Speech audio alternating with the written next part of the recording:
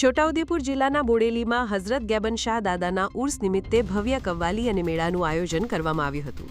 હિન્દુ મુસ્લિમ સમાજની કોમી એકતાના સુંદર પ્રતીક સમાન આ ધાર્મિક મહોત્સવમાં કવ્વાલી કાર્યક્રમ યોજાયો હતો, જેમાં મધ્યપ્રદેશના જાણીતા કવ્વાલ ફરદીન અલી વારસી અને ઔરંગાબાદની ફનકારા ઈરમ ચિશ્તીએ પોતાની સુરીલી રજૂઆતથી મોટી સંખ્યામાં હાજર જનમેદનીને મંત્રમુગ્ધ કરી દીધી હતી।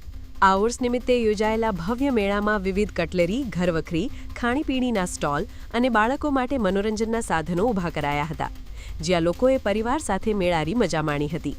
આ સમગ્ર ભક્તિ અને ઉત્સવના કાર્યક્રમને સફળ બનાવવા દરગાહ કમિટીના ભાવેશભાઈ શાહ, શિરોલાવાલા, ઇસ્માઇલ કુરેશી, સિક્કન મોટા, મનાબાપુ તેમજ આયોજક કાર્તિકભાઈ શાહ, સરપંચ, મહેશભાઈ સરપંચ, હાજી અનવરભાઈ મંસૂરી, સાજિદભાઈ ધાબાવાલા, મોહસીનભાઈ મંસૂરી, રફીકભાઈ કાજી, રાજુ કાજી, રાજુભાઈ ખોજા અને મુન્નાભાઈ પંડિતે ભારે જહેમત ઉઠાવી હતી।